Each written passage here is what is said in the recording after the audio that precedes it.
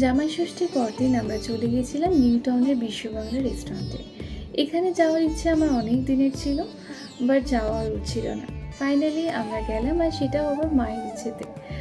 Because মায়ের নাকি এই রেস্টুরেন্টে যাওয়ার খুব ইচ্ছে ছিল, ওপর থেকে নিউ টাউনটাকে দেখার খুব ইচ্ছে ছিল। তো সেই কারণে আমরা মা, মাসি, দিদি, জামাইবাবু সবাই মিলে চলে গেলাম বিশ্ববাংলা রেস্টুরেন্টে। এই ভিডিওটা কিন্তু আমার বর করে দিচ্ছে, আমি সেটা জানতামও না, পরে জানতে পারি। ও কিন্তু আমার সব বিষয়ে ভীষণ সাপোর্ট করে। ও কোথাও গেলে আমার জন্য ভিডিও করে নিয়ে আসে আর এনে বলে, না এটা তুমি তোমার ব্লগে দিতে পারবে। বাট আমারই আর এডিট করা হয় না। তো যাই হোক, এবার থেকে ভেবেছি একটা দুটো করে ভিডিও দেব। আর যাই হোক, যেটা বলছিলাম, এই রেস্টুরেন্টে গিয়ে আমার সবসময় যেটা মনে হয়েছে, সারাক্ষণ মনে হচ্ছে দুলছে, মনে হচ্ছে সারাক্ষণ ভূমিকম্প হচ্ছে। আর এখানকার যে খাবারের যে টেস্ট, সেটাও যে খুব ভালো ছিল তা না, খুবই অ্যাভারেজ ছিল।